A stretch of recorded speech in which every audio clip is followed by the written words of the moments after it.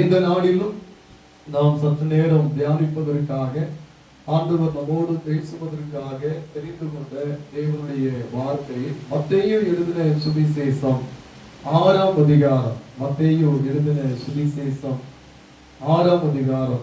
அதுல 6வது வசனத்தை ஒருவர் வாசியுங்கள். மத்தேயு 6ஆம் அதிகாரம் 6ஆம் வசனம். நீயும் ஜெபம் பண்ணும்போது உன் அறை வீட்டுக்குள் பிரவேசித்து உன் கதவை பூட்டி அந்தரங்கத்தில் இருக்கிற உன் பிதாவை நோக்கி ஜெபம் பண்ணு. அப்பொழுது அந்தரங்கத்தில் பார்க்கிற உன் பிதா வெளியரங்கமாய் உனக்கு பலன் அளிப்பார். இயேசு கிறிஸ்து அநேக காரியங்களை இந்த உலகத்திலே ஒரு வாழ்ந்த நாட்களிலே நேரடியாய் ஜனங்களோடு அவர் பேசினார்.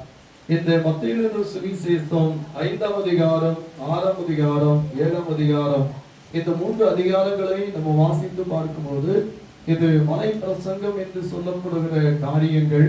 இதுல நிறைய உபதேசத்தை ஆண்டவர் நமக்கு தந்தார். நமக்கு தேவையான நிறைய வார்த்தைகளை, நிறைய காரியங்களை ஆண்டவர் நமக்கு தந்திருக்கிறார்.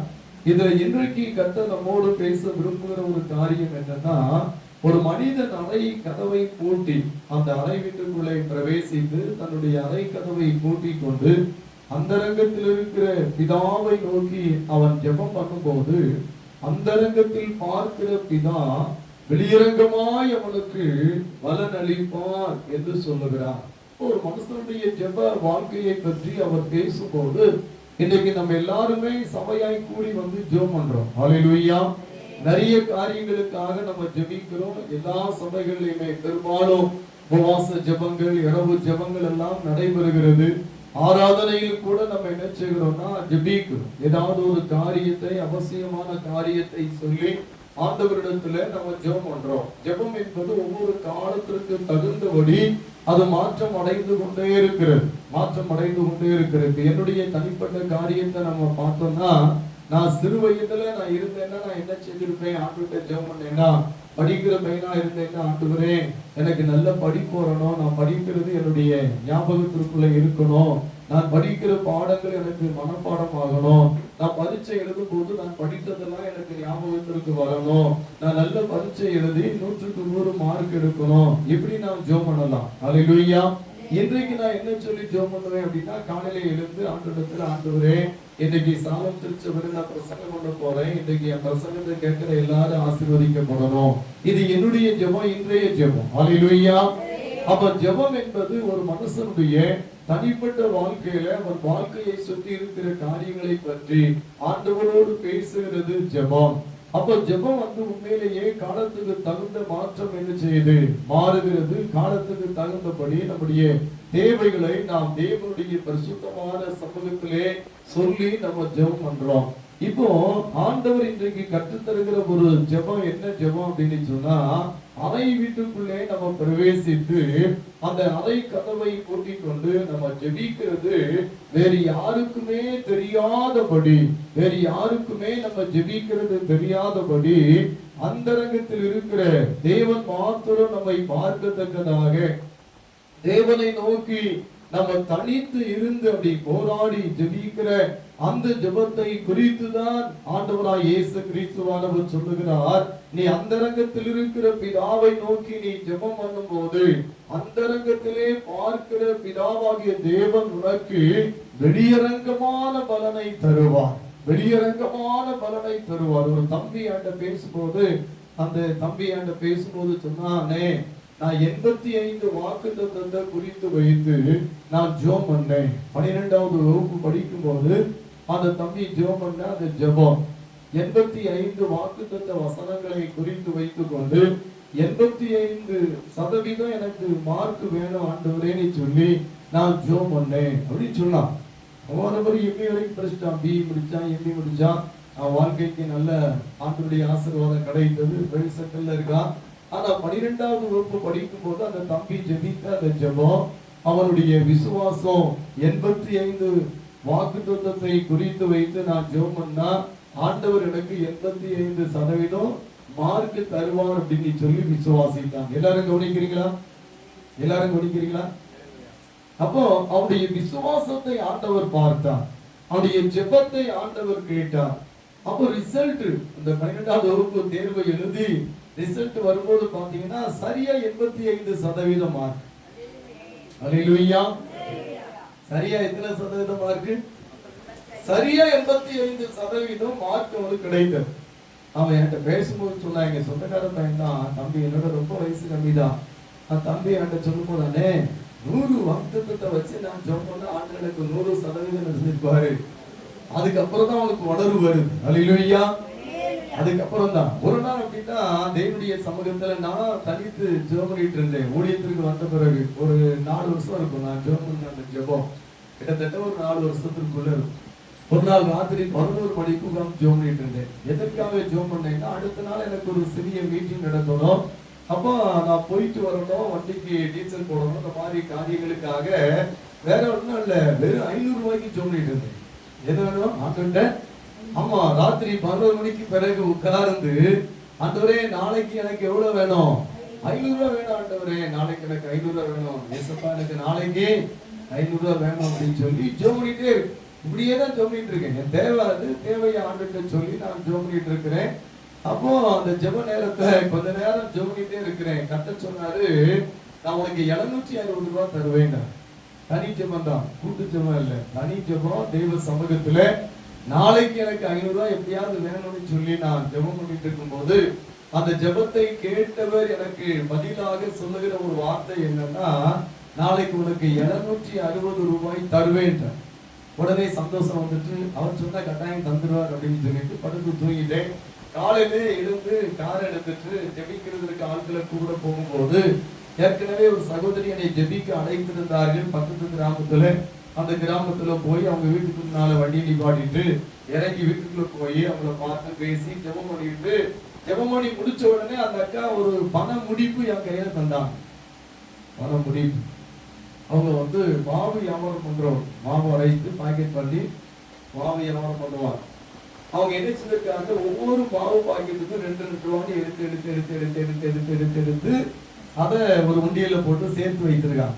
சேர்த்து வச்சுட்டு நான் ஜோமணி முடிக்கும் போது, அண்ணே இது இந்த ஊழியத்திற்காக நான் சேர்த்து வைத்த காணிக்கை அப்படின்னு சொல்லியே தந்தாங்க. ஒரு பாக்கெட் மாவு இருக்காதுன்னா 2 ரூபாய் யாருக்கு? ஏசப்பாவுக்குன்னு சொல்லி நான் சேர்த்து வைத்த இந்த காணிக்கை, இது நான் உங்களுக்கு தரணும்னு வச்சிருக்கேன் அப்படின்னு எடுத்து என் கையில தந்தான். அதை எடுத்து கார்ல கொண்டு வச்சு நான் எண்ணி பார்க்கிறேன், 760 ரூபாய் இருந்துச்சு. அல்லேலூயா. அப்போ தேவனுடைய வார்த்தை என்ன சொல்லுகிறது அப்படின்னா, நீங்க அந்தரங்கத்தில் இருக்கிற பிதாவை நோக்கி அறை கதவை பூட்டிக் கொண்டு அந்த அறைக்குள்ள இருந்து நீங்க ஜெபித்தீங்கன்னா அந்த ஜெபத்தை ஆண்டவர் கேட்பார். கரங்களை தட்டி கர்த்தருக்கு அல்லேலூயா சொல்லுவோம். ஹalleluya சொல்லுங்க. ஹalleluya ஹalleluya. அப்ப இயேசு கிறிஸ்துவானவர் இதைத்தான் அந்த மலை பிரசங்கத்துல ஜெபிக்கிறவர்களுக்கு கற்றுக் கொடுக்கிறார். ஆண்டவர் ஏன் அதை ஜெபிக்கிறவங்களுக்கு கற்றுக் கொடுக்கிறார்னா, எல்லாரும் ஜெபிக்க வேண்டும் என்பதற்காக. ஏன்னா 4 பேர் கூடி வந்தாதான் குழு ஜெபம், 10 பேர் கூடி வந்தாதான் சபை ஜெபம். ஆனா தனி ஜெபம் என்பது எல்லாருமே செய்யக்கூடிய ஒன்று. ஹalleluya. தனி ஜெபம் என்பது எல்லாருமே செய்யக்கூடிய ஒன்று. அதற்கென்று நம்ம ஒன்னும் விசேஷமா நம்ம செலவு பண்ணணுங்கிற அவசியமே இல்லை. இப்ப 4 பேரை கூட்டி வச்சு ஜெபம் பண்ணணும்னா 4 பேரை கூட்டிட்டு என்ன செய்யணும்? வரணும். இப்ப நாங்க புதன்கிழமை கூடி ஜெபம் பண்ணா பக்கத்து கிராமத்துல என்னோடு சேர்ந்து ஜெபிக்கிறவர்களை நான் அழைக்கிறதுக்காக நான் போகணும். அப்ப கார்ல போனோம்னா அதற்கு என்ன செய்யணும்? டீசல் போடணும், அவங்களை போய் நான் பார்க்கணும், பேசணும். அவர்கள் தங்கள் வேலைகளை எல்லாம் ஒதுக்கி வச்சுட்டு என்ன செய்யணும்? ஒரு 2 மணி நேரம் 3 மணி நேரம் ஜெபிக்கணும்னா அவர்கள் மற்ற வேலைகளை எல்லாம் ஒதுக்கி வைத்துக் கொண்டு நான் என்ன செய்யணும்? கூடி ஜெபிக்கணும். அப்போ குழுவாய் இணைந்து ஜெபிக்கிறதுல சில சிரமங்கள் இருக்கிறது. குழுவாய் கூடி ஜெபிக்கிறதுல சில செலவினங்கள் இருக்கிறது. ஆனா ஒரு மனிதன் தனித்து ஜெபிக்கிறதுக்கு அவன் எந்த ஒரு செலவையும் பண்ணணுங்கிற அவசியமே இல்லை. அல்லேலூயா. நல்லா கவனிக்கிறீங்களா? நான் சொன்னதை எல்லாரும் கவனி. யாரும் தூங்கிறாதீங்க தயவு செய்து, எல்லாரும் கவனிங்க. அல்லேலூயா. அவன் தூக்கம் வந்துச்சுன்னா உங்களையே ஒரு கிள்ளு கிள்ளி விட்டுடுங்க. ஏன்னா இன்னைக்கு அவ்வளவு முக்கியமான ஒரு செய்தி உங்களுக்கு நான் சொல்றது. இன்றைக்கு அவ்வளவு முக்கியமான செய்தி. யாருக்காவது தூக்கம் வந்துச்சுன்னா உங்க கைய விரல வச்சு நீங்களே நிச்சயம் இல்லைன்னா அதை முகத்தை ஒரு குத்திக்கணும், குத்தி சொல்றதை கேளுங்க. உங்களுக்கே நீங்க என்ன செய்யணும், ஒரு கமெண்ட் கொடுக்கணும். அல்லேலூயா. ஆமா. அப்போ நான் என்ன சொல்றேன்னா, 4 பேரை கூட்டி சேர்த்து ஒரு ஜெபத்தை நடத்துகிறதுல சில சிரமங்கள் இருக்கிறது, சில செலவினங்கள் இருக்கிறது. ஆனா ஆண்டவர் இங்கே கற்றுத்தருகிற ஒரு ஜெபத்துல எந்த செலவுமே இல்லை, முற்றிலும் வரவுதான். சொல்லுங்க, எந்த செலவும் இல்ல, முற்றிலும் வரவுதான். இப்ப வரவுக்கான ஒரு ஜெபம் அப்படின்னா அந்த தனி ஜெபம். எந்த செலவுமே நம்ம செய்யாம இப்ப சபையை கூட்டி சேர்க்கனா கூட கொஞ்சம் என்ன செய்ய வேண்டியிருக்கு. ஆமா, அதெல்லாம் செய்துதான் ஆகணும். செய்ய முடியாதுன்னு யாரும் சொல்ல முடியாது. அல்லேலூயா. ஏன்னா ஆண்டவருடைய கட்டளை, நீங்க சபை கூடி வருதலை விட்டு விடாதிருங்கள். தனியாய் நம்ம கூடி ஜெபிக்கிறது, தனியாய் தேவனோடு இணைந்து ஜெபிக்கிறது, அதே போல சபையாய் கூடி ஜெபிக்கிறது, அதற்கு முக்கியத்துவம் இருக்கிறதுனாலே அதை நம்ம விடாதிருக்க வேண்டும் என்று வேதம் சொல்லுகிறது. ஆண்டவர் என்ன கற்றுக் கொடுக்கிறார் மலை பிரசங்கத்துல? அது சொல்றாரு, நீ உன்னுடைய வீட்டுல அறை கதவை போட்டிக் கொண்டு உன்னுடைய காரியங்களை தனித்து தேவனுடைய சமூகத்துல நீ ஜெபம் பண்ணும் போது தேவன் அதை பார்க்கிறார். நீ ஜெபிக்கிற ஜெபம், அந்த அறை வீட்டுக்குள்ள நீ ஜெபிக்கிற அந்த ஜெபம் பரலோகத்தின் வாசலை கடந்து தேவனுடைய சன்னிதானத்திற்கு கடந்து போகிறது.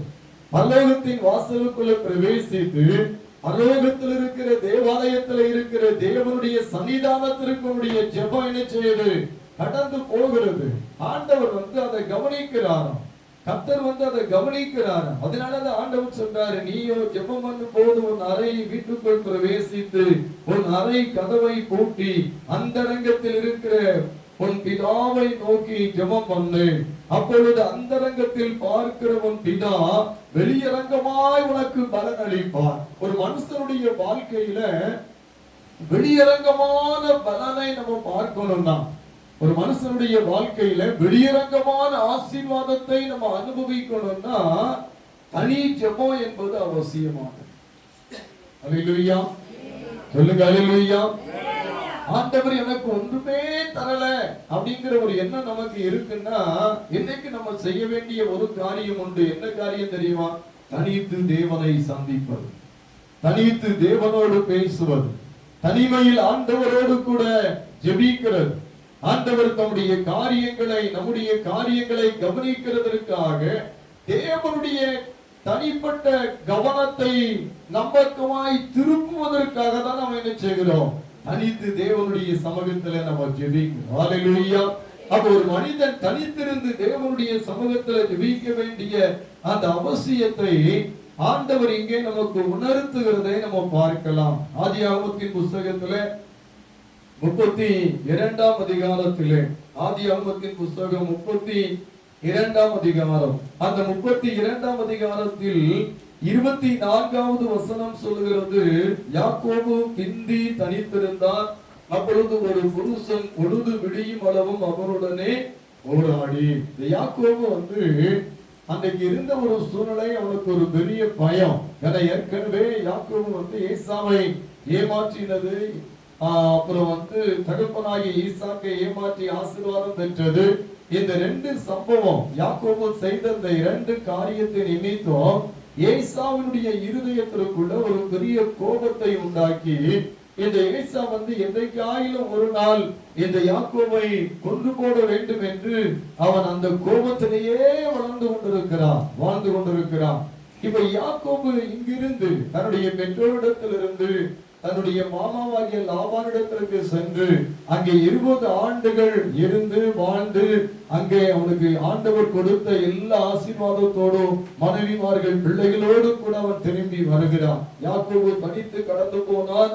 அவன் போன இடத்திலே ஆண்டவர் அவனை சந்தித்து ஆசீர்வதித்தார். ஆதியாகமத்தின் புஸ்தகம் 28ஆம் அதிகாரம், அந்த 28ஆம் அதிகாரத்திலே நம்ம 12வது வசனத்துல இருந்து பார்க்கும் போது, யாக்கோபு அவன் பிரயாணம் பண்ணி போன இடத்திலே கர்த்தர் யாக்கோபை சந்தித்து யாக்கோபோடு கூட பேசுகிறார்.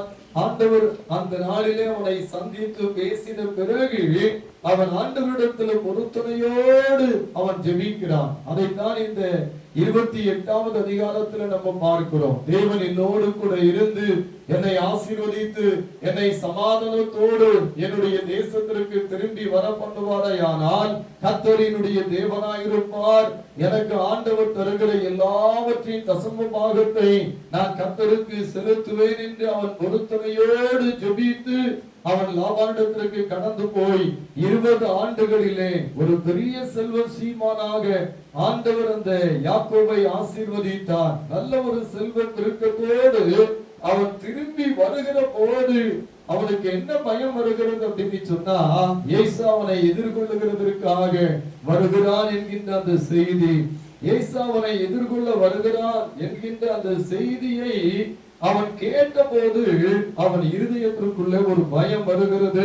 நான் என்னுடைய சகோதரனாகிய ஏசாவை ஏமாற்றினதின் நிமித்தமாக அவன் எனக்கு விரோதம் செய்கிறதற்காக, என்னை அழித்து போடுகிறதற்காக அவன் வருகிறான் என்கின்ற ஒரு பயம் இந்த யாக்கோபுடைய இருதயத்திற்குள்ள வருகிறது. ஆதியாகமத்தின் புத்தகத்துல 32ஆம் அதிகாரத்துல 6வது வசனத்தை ஒருவர் வாசிங்க. ஆதியாகமம் 32ஆம் அதிகாரம் 6வது வசனம். அந்த ஆட்கள் யாக்கோபினிடத்திற்கு திரும்பி வந்து, நாங்கள் உம்முடைய சகோதரனாகிய ஏசாவினிடத்திற்கு போய் வந்தோம், அவரும் 400 பேரோடு உம்மை எதிர்கொள்ள வருகிறார் என்றார்கள். இப்ப என்ன நடந்தது? அன்றைக்கு இந்த யாக்கோபு தான் வருகிற செய்தியை ஏசாவுக்கு அறிவிக்கும்படி தன்னோடு கூட இருந்தவர்களில் சிலரை அனுப்புகிறார். அவங்க போய் ஏசாவிடத்துல பேசுகிறார்கள். யாக்கோபு வந்து கொண்டிருக்கிறார், அவர் வந்து சுகத்தோடு வருகிறார், ஆசீர்வாதத்தோடு வருகிறார். லாபானிடத்திலிருந்து திரும்பி இந்த தேசத்திற்கு, உம்மிடத்திற்கு, இந்த பகுதிக்கு வருகிறார் என்கின்ற செய்தியை அறிவிக்கிறதற்காக இவர்கள் போய் ஏசாவோடு பேசுகிறார்கள். கவனிங்க, ஏன் இந்த யாக்கோபு அந்த செய்தியை இங்க சொல்லி அனுப்புகிறார் அப்படின்னா, இவருக்குள்ள ஒரு எண்ணம், இந்த யாக்கோபு வந்து நம்ம ஏசாவை ஏமாத்திட்டோம், ஆசீர்வாதத்தை அப்பாட்ட நம்ம வந்து தந்திரமா பெற்றுக்கொண்டோம், அதனால இந்த ஏசாவுடைய இருதயத்திற்குள்ள என்னை குறித்த ஒரு பெரிய கோபம் இருந்தது, அவன் என்னை கொண்டு போடுவேன் என்று பேசியிருந்தான். ஆனா இப்போ அவன் மனம் திரும்பிட்டானா, மனம் திரும்பலையா, என்னை அன்போடு ஏற்றுக்கொள்வானா, தம்பி வா என்று சொல்லி கட்டிபிடிப்பானா, அல்லது என் தலையை வெட்டுவானா அப்படிங்கிறது யாக்கோபுக்கு தெரியல.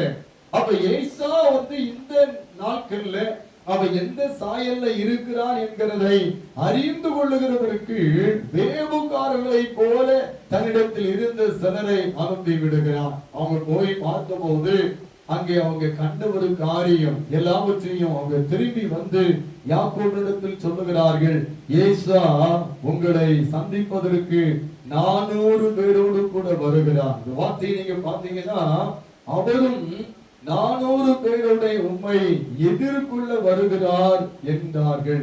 எதிர்கொள்ள வருகிறார் என்றார்கள். அப்போ உங்களை வரவேற்கிறதற்கு வருகிறார் அப்படின்னு சொன்னா நல்லா இருந்திருக்கும். அல்லேலூயா.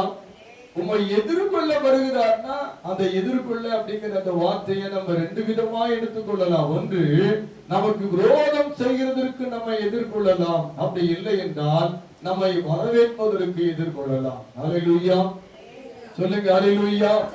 அவர் உங்களை வரவேற்பதற்கு அவர் தன் குடும்பத்தோடு வருகிறான்னு சொன்னா, அந்த வார்த்தையை யாக்கோபு கேட்டாதுன்னா சந்தோஷப்பட்டிருப்பார்.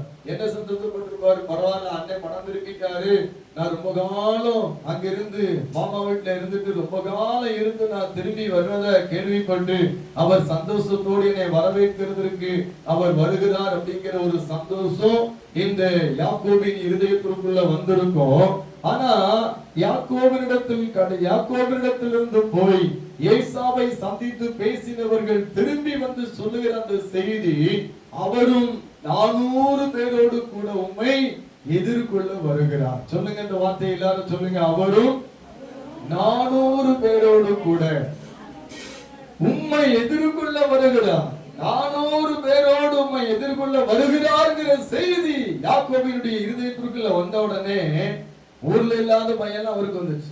எங்க இல்ல பயம்லாம்? ஊர்ல இல்லாத பயம்லாம் யாக்கோபுடைய இருதயத்திற்குள்ள வந்துச்சு. யாக்கோபுடைய 400 பேரோட வந்தாச்சுன்னா எவ்வளவு கோபத்தோட வருவான். நம்மளை என்ன செஞ்சிருவான்? வெட்டி துண்டாக்கி கொன்றுவான், பிள்ளைகள் எல்லாம் அடிச்சு கொன்றுவான், மந்தைகளை எல்லாம் கொண்டு போடுவான். 20 ஆண்டுகள் இருந்து நான் சம்பாதித்ததெல்லாம் ஒரே நாள் என்ன செய்ய போகுது? அழிய போகிறது என்கிற ஒரு பெரிய பயம் யாக்கோபின் இருதயத்திற்குள்ள வந்தது. கவனிங்க, யாக்கோபின் இருதயத்திற்குள்ள அவ்வளவு ஒரு பெரிய பயம் வந்துச்சு. கொஞ்ச காலத்திற்கு முன்னால, ஒரு 10 வருஷத்துக்கு முன்னால, ஒரு நாள் ராத்திரி ஒரு 11 மணிக்கு மேல, 12 மணி அந்த மாதிரி நடு சாமத்துல பயங்கரமான மழை பெய்தது. பழனிபுரத்துல அன்றைக்கு பெரிய மழை பெய்யுது, ஏராளமான மழை பெய்தது, இடி மின்னல் முழக்கெல்லாம் பயங்கரமா வந்துச்சு. அப்ப பாத்தீங்கன்னா நிறைய வீடுகள்ல இருந்து டிவி எல்லாம் டம் டம் டம் வெடிச்சு. எலக்ட்ரானிக்கல் பொருட்கள்லாம் என்ன ஆயிடுச்சு? நிறைய வீட்டுல டிவி எல்லாம் போயிடுச்சு. ஏன்னா அவ்வளவு மின்னல், அவ்வளவு இடி முழக்கம். ஒரு அந்த அந்த இடமே என்ன ஆயிடுச்சுன்னா ஒரு பெரிய ஒரு அமர்க்கலம், யுத்த அமர்க்கலம் மாதிரி ஆயிடுச்சு. பயங்கரமான ஒரு பயம், நடுக்கம். எத்தனை மணிக்கு? ராத்திரி 11 மணிக்கு மேல நல்ல தூக்கம் வர்ற நேரத்துல அவ்வளவு பெரிய மழை பெய்தது, இடி மின்னல் எல்லாம் பயங்கரமா இருந்துச்சு. அப்போ நம்ம தலைக்கு மேல எல்லாம் இடி முழக்கம் டமடமான்னு கேட்குது. கேட்ட உடனே அன்னைக்கு ராத்திரி எல்லாம் ஆட்களும் எந்திரிச்சு, ஒரு நாளும் ஜெபம் பண்ணாதவங்க கூட அன்னைக்கு ஜெபம் பண்ணா. அல்லேலூயா.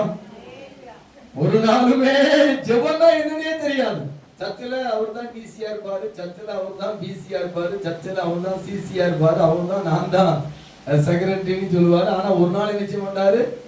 ஆமா, சர்ச்சில் அவ்வளவு பொறுப்பு இருக்கும். நான் தான் டிசி ஆகும் அப்படின்னு மீசை முறுக்குவாரு. நான் தான் அந்த சர்ச்சை, நான் தான் இந்த சபைக்கு செயலாளர் இருப்பாரு.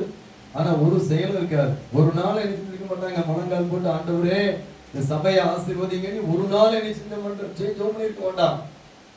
ஆமா, நான் ட்ரெஸரர் இருப்பாரு. ஒரு நாளும் அந்த சபைக்காக முழங்கால் போட்டு என்ன செஞ்சிருக்க மாட்டாங்க, ஜெபம் இருக்கும். அவ்வளோ சபையில பொறுப்பாளரா இருக்கிறவங்களுக்கு கூட ஜெபம்னா என்னன்னு தெரியாது. ஆனா அன்னைக்கு ஆண்டவர் ஒரு பெரிய இடி முழக்கத்தை உண்டாக்கின போது சொல்றாங்க, ராத்திரி 11 மணிக்கு பிறகு அந்த சத்தத்தை கண்டோடனே ஜெபிக்காதவங்க எல்லாம் எழுந்து முழங்கால் போட்டு ஆண்டவரே என்னை காப்பாத்தணும் ஆறுனாங்க. பயத்துல, ஆமா, அந்த பயத்துல அலறி இருக்காங்க, ஐயோ என்னை காப்பாத்துங்க. ஆமா, அல்லேலூயா.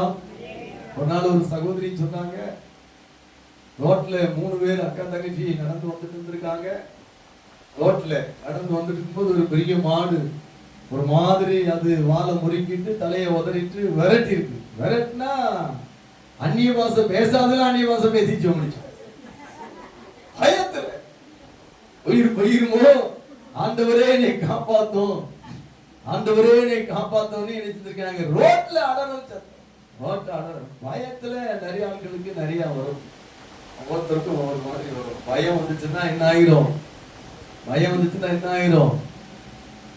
ஒருத்தர் ஒரு ராணுவ வீரர், ரட்சிக்கப்பட்ட ஒரு ராணுவ வீரர். அவர் தன்னுடைய சுய சரிதை புத்தகத்துல ஒரு பகுதியில எழுதியிருக்காரு. என்ன எழுதியிருக்காருன்னா, அந்த யுத்த களத்துல நிற்கும் போது எதிராளிகள் குண்டு போட்டுட்டே இருப்பான். துப்பாக்கி குண்டு வரும், ராக்கெட் வரும், பீரங்கி குண்டு வரும். அப்ப அந்த போர் முனையில நின்று யுத்தம் பண்ணுகிற அந்த நேரத்துல பயங்கரமான அந்த யுத்தம், மும்முரமான அந்த யுத்தம் நடக்கும் போது, எதிரிகளுடைய குண்டுகள் வந்துட்டு இருக்கும் போது, தெய்வமே இல்லைன்னு சொல்ற நாஸ்திகன் கூட என்னை படைத்த தெய்வமே என்னை காப்பாற்றும்னு சொல்லுவான். ஒரு மனுஷனுக்கு உயிர் பயம் வந்துச்சுன்னா அவன் ஜெபிக்க ஆரம்பிக்கும். ஆண்டவரும் சில நேரங்கள்ல ஒருத்தரை ஜெபிக்க வைக்கிறதுக்கும் இந்த மாதிரி பண்ணுவார். அதுக்கு அவருக்கு கைவந்த கதை. அல்லேலூயா சொல்லுங்க, அல்லேலூயா. நான் இன்னொன்னு சொல்றேன், நான் பட்னியா இருந்தேன்னா யார்ட்டையும் போய் கை நீட்ட மாட்டேன். ராஜேஷனே ஒரு 10 ரூபா தாங்கன்னு கை நீட்ட மாட்டேன். என் பிள்ளை பட்னியா இருந்துச்சுன்னா ராஜேஷனே 20 ரூபா தாங்கன்னு கை நீட்டுவேன். என் பிள்ளையை காப்பாற்றுற பொறுப்பு எனக்கு இருக்கிறது. நான்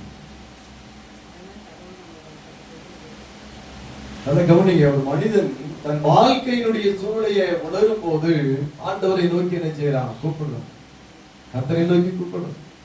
இப்ப யாக்கோபினுடைய நிலைமையை நீங்க பாத்தீங்கன்னா, அன்றைக்கு ஏசா தன்னை எதிர்கொள்ளுகிறதற்கு 400 பேரோடு கூட வருகிறான் என்கிற செய்தி இந்த யாக்கோபினுடைய இருதயத்தை பயமுறுத்தினதினால் அவன் தேவனுடைய பரிசுத்தமான சமூகத்துல அவன் தனித்து ஜெபிக்கிறவனாய் இன்றைக்கு மாறினான். அதனாலதான் அந்த வசனம் சொல்லப்பட்டிருக்கு.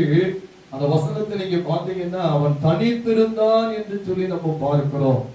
ஆதியாகமத்தின் புஸ்தகம் 32ஆம் அதிகாரம் 7வது வசனம் சொல்லுது, அப்பொழுது யாக்கோபு மிகவும் பயந்து வியாகுலப்பட்டு தன்னிடத்திலிருந்த ஜனங்களையும் ஆடு மாடுகளையும் ஒட்டகங்களையும் 2 பகுதியாய் பிரித்து, அவன் இருதயத்திற்குள்ள பயம் வந்த உடனே என்ன செய்யறானா, தன்னிடத்தில் இருந்த ஜனங்கள் அந்த ஆட்டு மந்தைகள் மாட்டு மந்தை எல்லாத்தையும் 2ஆ பிரித்து, அந்த மந்தை முன் மந்தை பின் மந்தை என்று கொஞ்சம் டிஸ்டன்ஸ்ல தூரத்துல ஒன்று பக்கத்துல ஒன்று இப்படி அவன் அதை ஏற்படுத்தி மந்தையை முன்னால் அனுப்பி அவனுடைய வேலைக்காலை முன்னால் அனுப்பி அப்புறம் இவன் பின்னால் கடந்து போகத்தக்க இந்த மாதிரி ஒரு ஏற்பாட்டை எல்லாம் அவன் செய்யறான். நல்ல கவனிங்க, தயவு செய்து கவனிங்க. இந்த பகுதியை நம்ம பார்த்தோம்னா யாக்கோபுக்குள்ள ஏசாவை குறித்த பயம் வந்துட்டு, ஏசா என்னையும் கொண்டு போடுவான், என் மனைவி பிள்ளைகளையும் கொண்டு போடுவான், என்னுடைய மிருக ஜீவன்களை எல்லாம் அவன் அழித்து போடுவான், 20 ஆண்டுகள் நான் சம்பாதித்தவைகள் எல்லாம் ஒரே நாளிலே அழிக்கப்பட போகிறது என்கின்ற அந்த பயம் அந்த யாக்கோபுடைய இருதயத்தை பிடித்து ஆட்டின போது அவன் என்ன செய்யறான்னா, அவன் 2 பகுதியாய் மந்தையை பிரித்தனுடைய முகாந்திரம் என்னன்னா, ஒரு பகுதியின் மேலே ஏசா விழுந்ததை அழித்தால் இன்னொரு பகுதி தப்பித்து செல்வதற்கேற்ற ஒரு சூழ்நிலை வருமே. இதெல்லாம் அவன் யோசி செய்யறான். தன்னுடைய இருதயத்துல தெரிந்த, தன் யோசனைக்கு தெரிந்த, ஏசாவின் கைக்கு எதையெல்லாம் எப்படியெல்லாம் தப்புவிக்கலாம் அப்படிங்கிற காரியங்களை அவன் யோசித்து அவனுடைய யோசனையின்படி சில காரியங்களை அவன் செய்து இந்த மாதிரி எல்லாம் ஏற்படுத்தி அப்படியே வரும் பொழுது கடைசியா இவன் செய்த ஒரு காரியம் என்னன்னா, தேவனுடைய சமூகத்துல தனித்து போராடினான். அல்லேலூயா. அவன் யோசனைக்கு தெரிந்த சில காரியங்களை செய்து ஏசாவின் கைக்கு தப்பி செல்வதற்கேற்ற மார்க்கத்தை அவனுக்கு தெரிந்தபடி அவன் ஏற்படுத்தினாலும் அதிலெல்லாம் இந்த யாக்கோவுக்கு திருப்தி வரல. அவன் செய்த மிக முக்கியமான ஒரு காரியம் என்னன்னா, இந்த யாக்கோபு பிந்தி தனித்திருந்து அவன் தேவனோடு போராடுகிறான். இரவு முழுவதும் அவன் செய்த ஒரு காரியம் என்னன்னா, அவன் பயந்து நடுங்கின போது, அவன் இருதயத்திற்குள்ள பயம் வந்த போது, மரண பயம் வந்த போது, அவன் சம்பாதித்ததெல்லாம் அழிந்து போகிறது என்கின்ற அந்த அழிவுக்கு எதுவான பயம் அவனை பிடித்து ஆட்டின போது இந்த யாக்கோபு செய்த ஒரு காரியம் என்னன்னா, அவன் தனித்து தேவனிடத்தில் போராடுகிறான். ஆண்டவரே, என்னுடைய சகோதரன் வந்து என்னையும் என்னுடைய மனைவி பிள்ளைகளையும் எனக்கு உண்டான எல்லாவற்றையும் அழித்து போடுவான் என்று நான் பயந்து நடுங்குகிறேன் என்பதாய் தேவனுடைய சமூகத்திலே அவன் வந்து அழுது கெஞ்சி ஆண்டவரிடத்திலே அவன் போராடுகிறான். ஆதியாகமத்தின் புஸ்தகம் 32ஆம் அதிகாரம் 11ஆம் வசனம் சொல்லுது, என் சகோதரனாகிய ஏசாவின் கைக்கு என்னை தப்புவியும், அவன் வந்து என்னையும் பிள்ளைகளையும் தாய்மார்களையும் உரி அடிப்பான் என்று அவனுக்கு நான் பயந்திருக்கிறேன். இவன் ஏசாவுக்கு பயப்படுகிற பயம் இவனை ஜெபிக்க தூண்டினது. ஹல்லேலூயா சொல்லுங்களேன், ஹல்லேலூயா. ஏசாவை குறித்த ஒரு பயம் இந்த யாக்கோபினுடைய இருதயத்தை பிடித்ததினாலே, மரண பயவனை பிடித்ததினாலே தன்னை மரணத்திற்கு தப்புவிக்க வல்லவரை நோக்கி அவன் இரவு முழுவதும் என்ன செய்தானா, போராடி ஜெபித்து கொண்டே இருக்கிறான். இரவு முழுவதும் தன்னை மரணத்திற்கு தப்புவிக்க வல்லமையுள்ள தேவனை நோக்கி அவன் ஜெபிக்கிறான் என்பதை நம்ம பார்க்கிறோம். ஓசியா தீர்க்கதரிசியின் புஸ்தகம் 12ஆம் அதிகாரம் 4ஆம் வசனத்துல நம்ம பார்க்கும்போது, அவன் தூதனானவரோட போராடி மேற்கொண்டான், அழுது அவரை நோக்கி கெஞ்சினான் என்று நம்ம பார்க்கிறோம். எப்படி யாக்கோபு தேவனுடைய சமூகத்தில் போராடினான், ஆண்டவரிடத்தில், ஆண்டவரே, இந்த ஏசா வந்து என்னை அழித்து விடுவான் என்று பயப்படுகிறேன், என் மனைவி பிள்ளைகளை அழித்து விடுவான் என்று பயப்படுகிறேன், தேவரீர் எனக்கு தந்த ஆசீர்வாதமாகிய இந்த மந்தைகளை அவன் வந்து என் மேலுள்ள கோபத்தினாலே அழித்து போடுவான் என்று நான் பயந்திருக்கிறேன் என்று அவன் இரவு முழுவதும் தனித்து தேவனுடைய சமூகத்தில் அழுது மன்றாடினான். ஒரு சகோதரர் வந்து அந்த ஒரு காரியத்தை பேசினார். எப்பன்னா, நான் மெஞ்ஞானபுரம் பகுதியில வண்டி ஓட்டிட்டு இருந்த நாட்கள்ல அவர் வந்து என்கிட்ட பேசினார். பேசும்போது சொன்னாரு, ஒரு நாள் அவருக்கும் இன்னொருத்தருக்கும் ஒரு பெரிய சண்டையாயிடுச்சு. சண்டை வந்தாலே ஆளாளுக்கு ஒன்று பேசுவாங்க தானே, வாய் வந்து லிமிட்டா இருக்காது. சாதாரணமாகவே நம்ம வாய்க்கு ஒரு லிமிட் இல்லை. சும்மா வீட்டுல பேசும்போது கூட சில நேரம் அன்லிமிட்டடா நம்ம என்ன செஞ்சிடறோம், பேசிடுறோம். அன்லிமிட்டடா என்ன செஞ்சிடறோம், பேசிடுறோம். ஆனா சண்டை ஆயிடுச்சு, 2 பேருக்கும் சண்டை ஆன உடனே 2 பேருமே காரசரமா பேசும்போது இன்னொருத்தர் பேசின அந்த வார்த்தைகள் வந்து ரொம்ப கோபத்தை உண்டாக்கிடுச்சு. கோபத்தை உண்டாக்குன உடனே சண்டை போட்டவரு என்ன செஞ்சாரு, நான் வாரேன் அப்படின்னு சொல்லி வீட்டுல போய் அறுவாளத்துக்கு போயிருக்காரு. எதுக்கு? தலையை வெட்டு. எதுக்கு சொல்லுங்க? தலை வெட்டுறதுல ரொம்ப சர்வசாதாரணமாயிட்டே. இப்போ தலையை வெட்டுறதுக்கு அவர் நினைந்திருக்கிறார். வீட்டுல போய் ஒரு பெரிய அறுவாளை தீட்டு வந்தார். தீட்டு வந்த உடனே சண்டை போட்ட இன்னொரு ஆளு வெட்டுப்படுவதற்கு இருக்கிற ஆள் பார்த்தாரு. இவன் போற கோபத்துல என்ன செஞ்சிருவான், அறுவாளை தீட்டு வந்து நம்மளை காலி பண்ணிடுவான்னு சொல்லி இந்த ஆள் என்ன பண்ணாரு, எஸ்கேப் ஆயிட்டார். அல்லேலூயா. வீட்டை விட்டு ஓடிட்டார். நல்ல வேலை ஓடி போனார். அவர் அறுவாளை வெட்டு வரக்குள்ள இவர் என்ன செஞ்சாரு, எஸ்கேப் ஆயிட்டார், ஓடிட்டார். ஓடனே இந்த ஆளு வந்து வீட்டுல சுத்தி சுத்தி பார்த்தா ஆள் இல்லை. ஓடிட்டாங்க அப்படின்னா அவரு வளர்த்த ஒரு மிருகம், அந்த வீட்டுல வீட்டு மிருகம் வளர்ப்போம்ல, அதை பார்த்திருக்காரு. அதை காலை துண்டபடி படுபாவி மனுஷன். சொல்லுங்க எல்லாரும், சொல்லுங்க.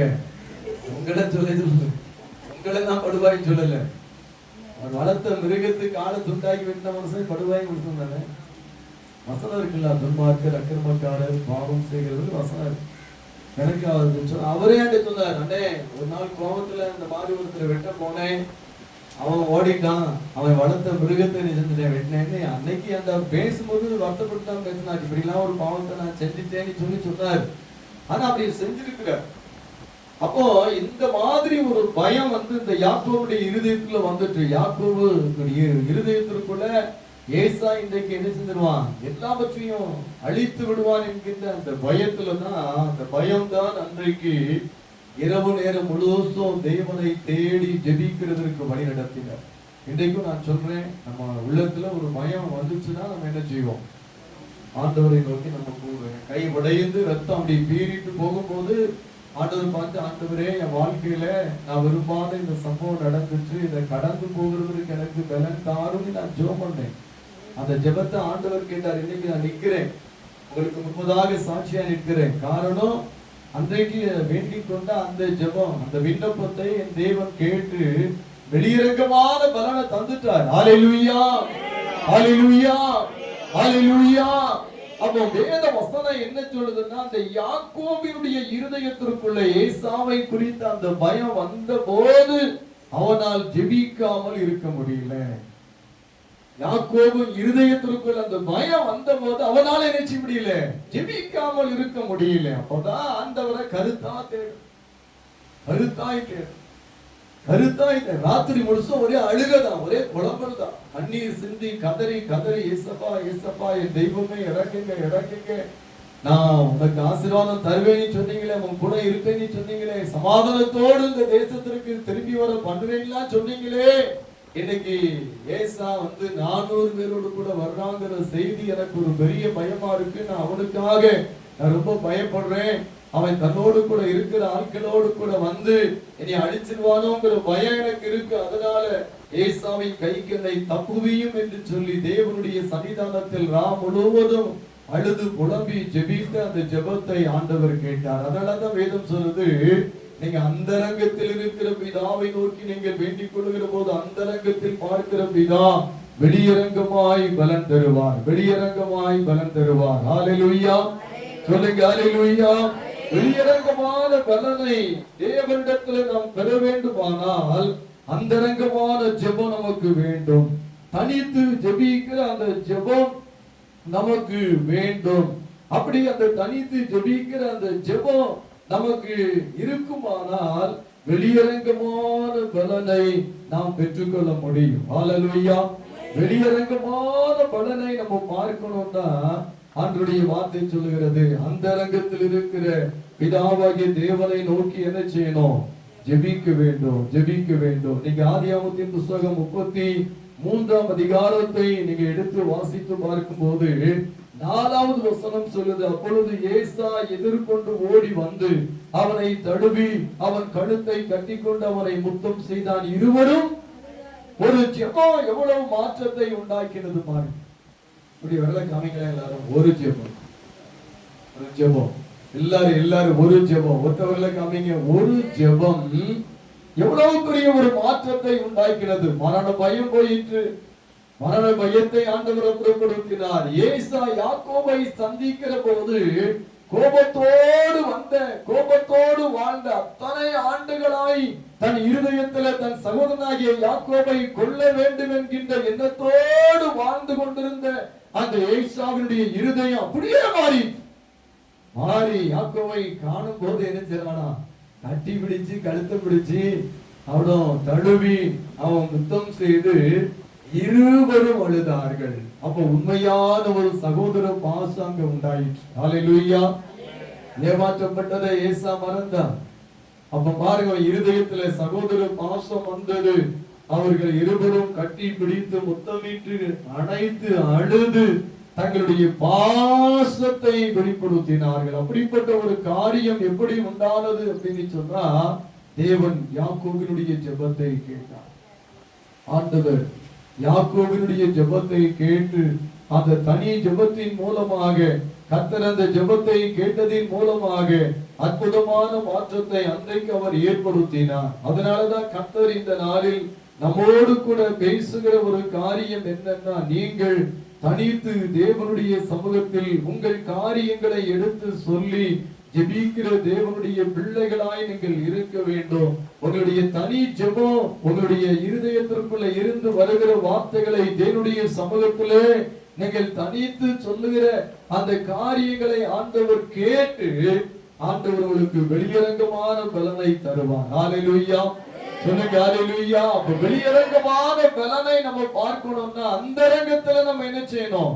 ஜெபம் பண்ணணும். ராத்திரி ஒரு மனுஷன் தேவனை தேடி ஜெபிக்க ஆரம்பித்தால் அதிகாலையில் நம்ம எதை பார்க்கலாம்னா ஆசீர்வாதத்தை பார்க்கலாம். நான் அடிக்கடி யோசிக்கிற ஒரு காரியம் என்னன்னா, என்னுடைய தனி ஜெப அறையில நான் பெற்றுக்கொள்ளாத எதையும் வெளியே பெற்றுக்கொள்ளவே முடியாது. ஹல்லேலூயா. சொல்லுங்க ஹல்லேலூயா. என்னுடைய தனி ஜெப அறையில நான் ஜெபம் பண்ணும்போது ஆண்டவர் எனக்கு எதை ஆயத்தப்படுத்தி தருகிறாரோ அதைத்தான் நான் என்ன செய்யணும்? வெளியே நான் ஜெபம். காலையிலே உன் விதையை விதை, மாலையிலே உன் கைகளை நெகிழ விடாதே அப்படின்னு ஆண்டவர் சொல்றார். காலையிலே நம்ம என்ன பிரயாசப்படுறோமோ ஆண்டவர் அதற்குரிய பிரதிபலனை நமக்கு தரணும் அப்படிங்கிறதுக்காக மாலையிலே நம்ம என்ன செய்யணுமா? கர்த்தரை நோக்கி நம்ம பார்க்கணும். கர்த்தரை நோக்கி நம்ம என்ன செய்யணும்? பேசணும். ஆண்டவரிடத்துல நம்முடைய காரியங்களை நாம் எடுத்து சொல்லுகிற போது கர்த்தர் அவர் வெளியரங்கமான கிரியைகளை செய்து நம்முடைய வாழ்க்கையிலே நம்ம தேடுகிற ஆசீர்வாதங்களை தருவார். இன்னொரு வார்த்தையை நான் சொல்றேன். அப்போஸ்தலர் நடவடிக்கைகள் 9ஆம் அதிகாரம், அப்போஸ்தலர் நடவடிக்கைகள் 9ஆம் அதிகாரம் 11ஆம் வசனத்தை நம்ம பார்க்கும்போது, அப்பொழுது கர்த்தர், நீ எழுந்து நேர் தெருவு எனப்பட்ட தெருவுக்கு போய் யூதாவின் வீட்டிலே தர்சு பட்டணத்தானாகிய சவுல் என்னும் பேருள்ள ஒருவனை தேடு, அவன் இப்பொழுது ஜெபம் பண்ணுகிறான். சொல்லுங்க எல்லாரும், அவன் இப்பொழுது ஜெபம் பண்ணுகிறான். ஆண்டவர் யாரிடத்தில் இந்த காரியத்தை சொல்லுகிறார்னா, அனனியா என்கின்ற ஒரு சீசனிடத்திலே ஆண்டவர் பேசி ஆண்டவர் இந்த காரியத்தை சொல்லுகிறார். அனனியாவிடத்தில் ஆண்டவர் பேசுகிறார். அந்த தமஸ்கு பட்டணத்துல அனனியா என்கின்ற அந்த பேருள்ள நல்ல ஒரு சீசன், இயேசு கிறிஸ்துவுக்கு சீசனா இருந்த ஒருவர், அவனை ஆண்டவர் சந்தித்து சொல்லுகிறார், நீ எழுந்து நேர் தெருவு எனப்பட்ட தெருவுக்கு போய் யூதாவின் வீட்டிலே தர்சு பட்டணத்தானாகிய சவுல் என்னும் பேருள்ள ஒருவனை தேடு. ஏன்னா அந்த சவுல் என்கின்ற மனிதன் என்ன செய்து கொண்டிருந்தான்னா, சபையே பாழாக்கி கொண்டிருந்தான். கிறிஸ்தவர்கள்னாலே அவனுக்கு ஆகாது. யார் ஆகாது? கிறிஸ்தவர்கள் அப்படின்னாலே அவனுக்கு ஆகாது. அவன் என்ன செஞ்சான்னா, சபையை துன்பப்படுத்தினான். ஒரு செல்வாக்குள்ள மனுஷனா இருந்தான். கிறிஸ்தவர்களை பார்த்தா அவங்களை அடிக்கிறது, துன்பப்படுத்துகிறது, அவர்களை கொண்டு போய் நியாய சங்கத்திற்கு முன்பதாய் நிறுத்துவது, அவர்களுக்கு விரோதமாய் வழக்குகளை போடுகிறது, இந்த மாதிரி அந்த காரியத்தை அவன் தொடர்ந்து செய்து கொண்டே இருக்கிறான். ஆனா அவன் ஒரு துன்மார்க்கனா அப்படின்னா துன்மார்க்கனானா இல்ல, நல்ல பரிசேயன், தேவனுடைய வார்த்தைகளை அறிந்தவன், தேவன் மேல் வைராக்கியம் உள்ளவன். ஆனா இயேசு கிறிஸ்துனா யாருன்னு தெரியல. அல்லேலூயா. இயேசு கிறிஸ்துனா அவனுக்கு யாருன்னு தெரியல. அதனால கிறிஸ்துவுக்கு விரோதமான காரியங்களை அவன் செய்து கொண்டே இருந்தான். அவன் என்ன செய்யறான்னா, தமஸ்கு என்கின்ற அந்த பட்டணத்துல இருந்த கிறிஸ்தவர்களையும் பிடித்து அவர்களை கொண்டு போய் என்ன செய்யணும்? சிறையில அடைக்கணும் அப்படிங்கிறதுக்காக அவன் வந்து அந்த ஆசாரியனிடத்துல கடிதத்தை அதிகாரத்தை பெற்றுக்கொண்டு தமஸ்கு என்கின்ற பட்டணத்திற்கு வருகிற வழியில இயேசு கிறிஸ்து அவனை சந்திச்சார். ஹல்லேலூயா. ஆண்டவர் எவ்வளவு அழகா ஒரு காரியத்தை செய்றார் பாருங்க. ஆண்டவர் எவ்வளவு அழகா ஒரு காரியத்தை செய்றார். ஹல்லேலூயா. சந்திக்கும் போது சொன்னாரு, நீ துன்பப்படுத்துகிற இயேசு நானேங்கிறார். நீ துன்பப்படுத்துகிற இயேசு நானே. இவன் வந்து இயேசுவை துன்பப்படுத்தல, இயேசுவை வழிபடுகிற ஜனங்களை துன்பப்படுத்தினான். இவன் இயேசுவை நேரடியா போய் என்ன செய்யல, துன்பப்படுத்தல, இயேசுவை விசுவாசிக்கிற விசுவாசிகளை துன்பப்படுத்தினான். இவன் போய் சபையை துன்பப்படுத்தினான், சபை ஜனங்களை துன்பப்படுத்தினான். இயேசு அவனை சந்திக்கும் போது சொன்னார், எப்பா நீ வந்து என்னை துன்பப்படுத்துகிறாய். இவ்வளவு ஆச்சரியமான ஒரு வார்த்தை. இந்த வார்த்தை நீங்க யோசித்து பாருங்க. எவ்வளவு ஆச்சரியமான ஒரு வார்த்தை, எவ்வளவு ஆச்சரியமான ஒரு வார்த்தை. ஏன்னா வேதம் சொல்லுகிறது, நாம் எப்பொழுது தேவனுடைய பிள்ளைகளாக கர்த்தரை ஆராதிக்கிற கிறிஸ்துவை விசுவாசிக்கிற தேவ பிள்ளைகளாய் மாறுகிறோமோ அப்பொழுது அவருடைய சரீரத்தின் அவயவங்களாய் மாறுகிறோம் என்று அப்போஸ்தலனாகிய பரிசுத்த பவுல் கொரிந்தியர்கள் நிருபத்திலே சொல்ல. இப்ப நம்ம எல்லாரும் யார் அப்படின்னா கிறிஸ்துவின் சரீரமாகிய அந்த சபையில அங்கமாய் இருக்கிறதினால் அவருடைய சரீரத்தின் அவயவங்களாக நம்ம மாற்றப்படுகிறோம். அதான் ஆண்டவர் சொல்றாரு, நீ துன்பப்படுத்துகிற இயேசு நானே. உனக்கு ஒன்றும் புரியல, ஒரு பெரிய தப்பு நம்ம பண்ணிட்டோமே, இப்படிப்பட்ட ஒரு பெரிய காரியத்தை நம்ம செஞ்சிட்டோமே அப்படின்னு சொல்லி ஆண்டவரால் அவன் சந்திக்கப்பட்ட உடனே, ஆண்டவரே நான் என்ன செய்யணும்னு சொல்லி கர்த்தருக்கு தன்னை அர்ப்பணித்து அவன் கடந்து வருகிறான். அப்ப ஆண்டவர் சொன்னாரு, நீ போய் பட்டணத்துல இரு, நீ அங்க போனதுக்கு பிறகு நீ என்ன செய்யணுங்கிறது உனக்கு சொல்லப்படும். ஹல்லேலூயா, ஹல்லேலூயா. இவன் வந்தவன் என்ன செய்யறான்னா, அந்த சவுல் வந்து அவ்வளவு துன்பப்படுத்தினவன், சபையை உபத்திரவப்படுத்தினவன், சபையை பாழாக்கினவன். ஆனா இயேசு அவனை சந்தித்த உடனேயே அவன் அந்த தமஸ்கு பட்டணத்திற்குள்ள வந்து அங்கே அவன் தங்கியிருக்கிறதான அந்த நேர் தெருவுல வந்து அவன் தங்கியிருக்கிற அந்த வீட்டிற்குள்ளே அவன் பிரவேசித்த உடனேயே அவன் என்ன செய்தான்னா ஜெபிக்க ஆரம்பித்தான். ஹல்லேலூயா, சொல்லுங்க ஹல்லேலூயா. அந்த தமஸ்கு பட்டணத்திற்குள்ள வந்து அந்த நேர் தெருவுல வந்து அந்த யூதாவினுடைய வீட்டுக்குள்ள அவன் பிரவேசித்த உடனேயே அவன் என்ன செய்ய ஆரம்பித்தான்னா, உபவாசம் பண்ணி தனித்து தேவனை நோக்கி ஜெபிக்க ஆரம்பித்தான். தேவனை நோக்கி ஜெபிக்க ஆரம்பித்தான். ஆண்டவரை நோக்கி அவன் ஜெபம் பண்ணிட்டே இருக்கிறான். ஒரு நாள் ஜெபம் பண்ணிட்டான், 2 நாள் ஜெபம் பண்ணிட்டான், 3வது நாளும் ஜெபம் தொடருது. சொல்லுங்க, ஒரு நாள் ஜெபித்து விட்டான், 2ஆம் நாள் ஜெபித்து விட்டான், 3ஆம் நாளும் என்ன செய்யறான், ஜெபம் பண்ணிட்டே. 3 நாளா அவனுடைய தனி ஜெபம் தொடர்ந்தது. 3 நாளாய் அவனுடைய தனி ஜெபம் தொடர்ந்தது. இப்போ ஆண்டவர் என்ன செய்றார்னா, அந்த தமஸ்கு பட்டணத்துல இருந்த தன்னுடைய சீசனாகிய அனனியாவை சந்தித்து அவர் பேசுறாரு. அனனியாவே நீ எழும்பு. அனனியாவே சொல்லுங்க, அனனியாவே. நல்லா சொல்லுங்க, ராத்திரி 12 மணிக்கு எந்திரிச்சிருவேன், எல்லாரும் 1 மணிக்கு எந்திரிச்சிருவேன். ஒரு நாள் அப்படித்தான் இங்க ஜெபக்கூடார வேலை நடந்துட்டு இருந்த போது நான் 12 மணிக்கு படுக்கிறேன். என் பக்கத்துல தம்பி பையன் ஜான் படுத்திருக்காரு. 2 பேரும் கூடாரத்துல ரோட்டு ஓரமா படுத்திருக்கிறோம். ரோட்டு ஓரம் தான் இங்க கூடாரம், ஜெப கூடாரம். வேலை நடந்துட்டு இருக்கு, பைப் எல்லாம் இறக்கி போட்டிருக்கோம். யாராவது இதுக்கு மணலடி பைப்பை தூக்கி போயிடக்கூடாதுன்ட்டு நானும் ஜானை என்ன செய்யறோம்னா தார்பாய் விரிச்சு படுத்திருக்கோம். யாராவது தூக்குற சத்தம் கடிச்சு யாரானா ஓடிடுவான். அப்ப தண்ணி அடிக்கிறதுக்கு ருவாலன்னு நிறைய பேர் கல்லறை தோட்டத்துல கேட்டே கட்டி போயிட்டான். கல்லறை தோட்டத்துல யாரோ ரூம் எல்லாம் கட்டி வச்சிருக்காங்க, அவங்க உட்கார்றதுக்கு. செத்து போய் அடக்கம் பண்ண ஆளு உட்கார்றதுக்கு கல்லறை தோட்டத்துல ரூம் எல்லாம் கட்டி ரூமுக்கு ஒரு கேட்லாம் போட்டு வச்சிருக்காரு ஒரு ஆள். பாவம், குடிக்காத ஆட்கள், நல்ல வசதியா இருக்குன்னு சொல்லி அதை கழட்டி கொண்டு போய் காயில கடையில போட்டு அதில் கிடைச்ச ரூபாய் எடுத்து வச்சுட்டாங்க, தண்ணி அடிச்சிட்டாங்க. அப்போ கூடாரத்துல கெட்டுவான பண்ணிருக்காங்க, வாங்கி போட்டிருக்க பைப்பை யாரும் தூக்கி போயிடக்கூடாதுன்னு சொல்லி நான் என்ன செஞ்சேன், அதுல காவலுக்கு படுத்திருக்கேன். என் தம்பி பையன் கூடவே படுத்திருக்கான். 12 மணிக்கு படுத்தேன், 1:45 ஆண்டு எழுப்பிட்டேன். அனனியாவை எழும்புன்ற மாதிரி பாங்காச்சு என்ன செய்ய எழும்புன்னாரு. நானும் உடனே எந்திரிச்சு இப்படி உட்கார்ந்துட்டு உடனே செல்ல மணி பார்க்க 1:45. 12:30 கொடுத்தோம், 1:45 ஆண்டு எழுப்பிட்டாரு. என்னமோ சொல்லியே 1.25 மணி நேரத்துல எழுந்துட்டாரு. நம்ம பெரும்பாலும் அப்படித்தான், நம்ம தூக்கம் பெரும்பாலும் அப்படித்தான் இருக்கு.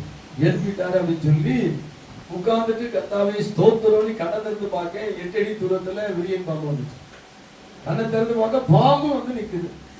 அது அப்படி நேரம் வருது. 8 அடி தான் இருக்கும். எனக்கும் நாங்கள் படுத்திருக்கிறதுக்கும் அதுக்கும் 8 அடி தூரம் தான் இருக்கும். பாம்பு பெரிய பாம்பு, கண்ணாடி விரித்து விசக்கட்ட பாம்பு சொல்லுவோம் வந்துச்சு. அப்போ நான் யோசித்தேன், ஆண்டவரே உங்களுக்கு ஸ்தோத்திரம், தேவன் எவ்வளவு அன்புள்ளவர், அந்த காக்கிறதுல எவ்வளவு அக்கறையா இருக்காரு பாருங்க. அழுதுட்டேன் உண்மையிலே. அது பாம்பெல்லாம் முதல்ல நான் விரட்டல, அது வருது. எந்திரிச்சு உட்கார்ந்தோடனே அப்போ ஆண்டவர் வந்து இந்த பாம்பு வந்துட்டு அது நீ கடிச்சிடக்கூடாதுக்காக எடுத்திருக்கிறாரு, எடுத்திருக்கிறாரு. முதல்ல அழுது ஏசப்பாவுக்கு நன்றி சொல்லிட்டு அதுக்கப்புறம் தான் எஞ்சி கள்ளத்துக்கு எரிஞ்சு அது ஓடிடுச்சு. கம்பு இருந்து அடிச்சுட்டு இருக்கலாம், ஓடிட்டு ரோட்டை கடந்து அந்த பக்கம் போயிடுச்சு. கர்த்தர் எவ்வளவு நல்லவர், நம்மை காக்குறதுல அவரை போல வேறு யாரும் நம்மை காக்க முடியும். தாயோ தகப்பனோ இதற்கு நிகர அல்ல, யாருமே இயேசுக்கு நிகர. நம்மை காக்கிறதா கர்த்தர் நகரத்தை காவலாகி காவலாளர் வெளித்திருக்கிறது விருதம். எந்த சூழ்நிலையும் ஆண்டு காப்பாற்றும். ஒரு நாள் வீட்டுல படுத்து தூங்கி எந்திரிச்சிட்டேன். வீடுதான் அப்போ கொஞ்சம் அது காட்டுல முதல்ல நாங்க அந்த ஏரியாவில் இடம் வாங்கி வீடு கட்டியிருந்தோம், முதல் கூடாது அந்த இடத்துல. எந்திரிச்சு காலையில எந்திரிச்சு வெளியே வந்தோடனே என் மனைவி வந்துட்டு இது என்ன உங்க தோள்பட்டையில ஒரு மாதிரி நீளமா என்னது இருக்குன்னு சொல்லி அந்த தட்டி விட்டு பார்த்தா பாம்பு குட்டி. பாம்பு குட்டி அது ஒரு ஜாங்கு மேல இருக்கும், சின்ன குட்டி பாம்பு. எப்போ என் கூட வந்து படுத்து தெரியல பாவம். அது நான் உருண்டு பரண்டு படுக்கும் போது அது நஞ்சு விடும். என்கிட்ட வந்து படுத்துக்கலாமா, அது வேற எங்கேயாவது போய் படுத்துருக்கலாம். காலையில எந்திரிச்சு பார்த்தாதுன்னா அது தோல்பட்டையில அப்படியே சப்பி செத்து அது உட்கார்ந்து அப்படியே ஒட்டிமே இருக்கும். ஆனா கர்த்தரை போல நம்மை காக்கிற தெய்வம் ஒன்றுமே. அதனாலதான் இந்த கண்மலையானவரே அப்படின்னு நினைச்சுறாங்க, பாடுறாங்க, இதை காக்கும் தெய்வமே. எந்த கண்மலையானவரே என்னை காக்கும் தெய்வம் நீரே, வல்லமை மாட்சிமை நிறைந்தவரே, எல்லாம் மகிமைக்கு பாத்திரரே. ஆமென், ஹல்லேலூயா. எல்லா மகிமைக்கும் பாத்திரமானவர் இயேசு. எவ்வளவு அற்புதமா நம்மை காக்கிறார் பாருங்க. இப்ப ஆண்டவர் வந்து அனனியாவை அந்த ராத்திரியில போய் எழுப்புறார். அனனியாவை ஆண்டவர் வந்து என்ன செய்றார், எழுப்புறார். அனனியாவே அப்படின்னு சொல்லி எழுப்புறதும் அவர் எந்திரிச்சு என்ன ஆண்டவரேங்கிறார். ஹல்லேலூயா சொல்லுங்க, ஹல்லேலூயா. தமஸ்குவிலே அனனியா என்னும் பேருள்ள ஒரு சீசன் இருந்தார். அவனுக்கு கர்த்தர் தரிசனமாகி அனனியாவே என்றார். அவன் ஆண்டவரே இதோ அடியேன் என்றான்.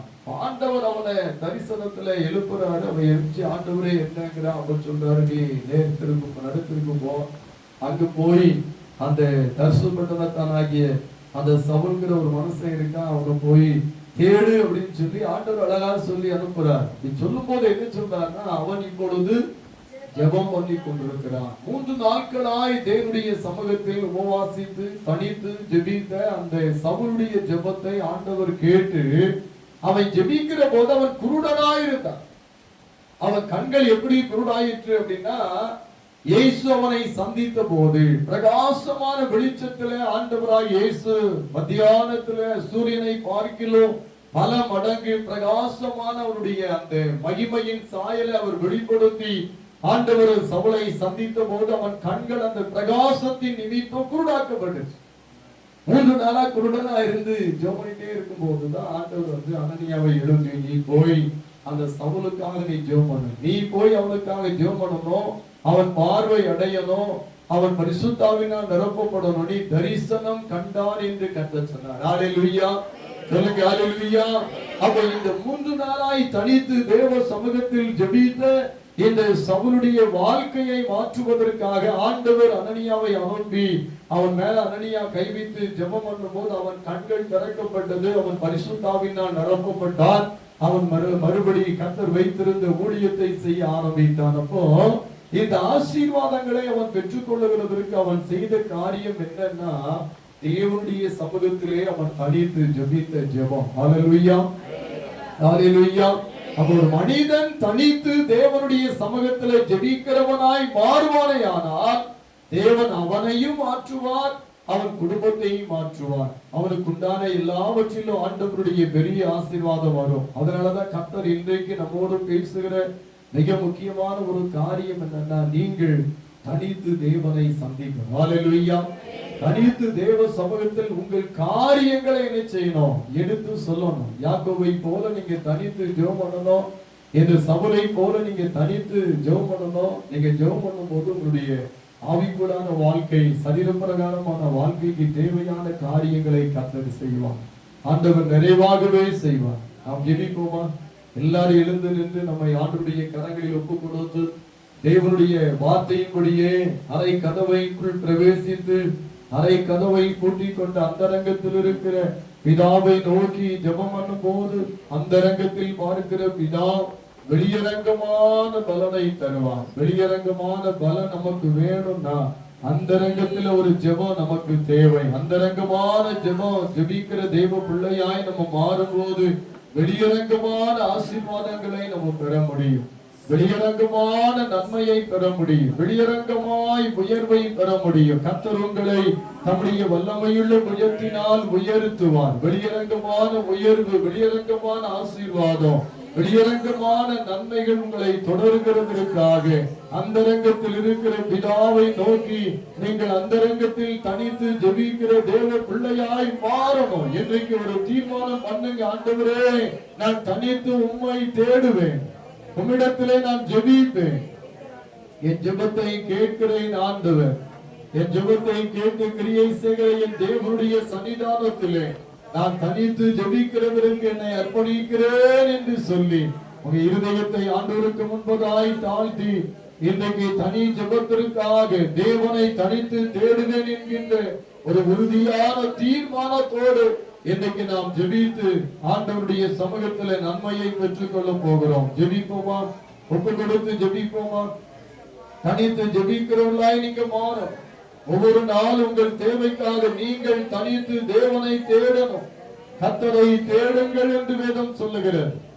அறை கதவை பூட்டி அந்தரங்கத்தில் இருக்கிற பிதாவை நோக்கி ஜெபம் பண்ணும் போது அந்தரங்கத்தில் பார்க்கிற பிதா வெளியரங்கமாய் உனக்கு பலன் அளிப்பார் என்று ஆண்டவர் இயேசு கிறிஸ்துவானவர் சொன்னது போல நீங்க வெளியரங்கமான பலனை காணும்படி பெற்றுக்கொள்ளும்படி தனித்து தேவ சமூகத்தில் ஜெபிக்கிற தேவ பிள்ளைகளாய் மாறுங்க. பரிசுத்தமான எங்கள் அன்பின் கர்த்தாவே, மகிமை நிறைந்த எங்கள் தேவனே, நன்மையான ஜெப நேரத்திற்காக நன்றி சொல்லுகிறோம். ஆண்டவருடைய வசனங்களை கேட்ட முடிய பிள்ளைகள் தனித்து உம்முடைய சமூகத்திலே மன்றாடி ஜெபிக்கிறவர்களாக பரலோகத்தின் தேவனிடத்திலிருந்து நன்மைகளை, ஆசீர்வாதங்களை ஆண்டவரே சுதந்திரித்துக் கொள்ளத்தக்கதாக இன்றைக்கு இவர்கள் காதால் கேட்டவுடைய வேத வசனங்களின்படி உடைய பிள்ளைகள் தனித்து தேவ சமூகத்தில் ஜெபித்து கர்த்தாவை யாக்கோபை போல் ஆசீர்வாதங்களை சுதந்திரித்துக் கொள்ளட்டும். ஆபிரகாமின் தேவன், ஈசாக்கின் தேவன், யாக்கோபின் தேவனாயிருக்கிற எங்கள் தேவனாகிய கர்த்தாவே, தேவரீ தயவாய் தம்முடைய பிள்ளைகள் வாழ்க்கையிலே நீர் பிரவேசித்து உடைய விலையேற பெற்ற நன்மைகளையும் ஆசீர்வாதங்களையும் நிறைவாய் கொடுத்து நீர் ஆசீர்வதிப்பதற்காக ஜெபிக்கிறோம். இந்த சபைக்குள் இருக்கிற, இந்த ஆலயத்திற்குள் இருக்கிற உடைய பிள்ளைகளுக்காகவும் ஆண்டவரே, இந்த ஆலயத்தை சார்ந்த, சபையை சார்ந்து இன்னைக்கு சர்ச்சைக்குள் வர முடியாது இருக்கிற பிள்ளைகளுக்காகவும் ஜெபிக்கிறோம். பரலோகத்தின் தேவ நன்மையை தருவீராக. விடையேறப்பட்ட ஆசீர்வாதங்களை தம்முடைய ஜனத்திற்கு நிறைவாய் கொடுத்து நீர் ஆசீர்வதிப்பதற்காக நீங்க பலத்த கரத்தின் வல்லமைக்குள் அர்ப்பணித்து நான் ஜெபிக்கிறேன். இயேசு கிறிஸ்துவின் நாமத்தில் வேண்டுகிறேன் பிதாவே.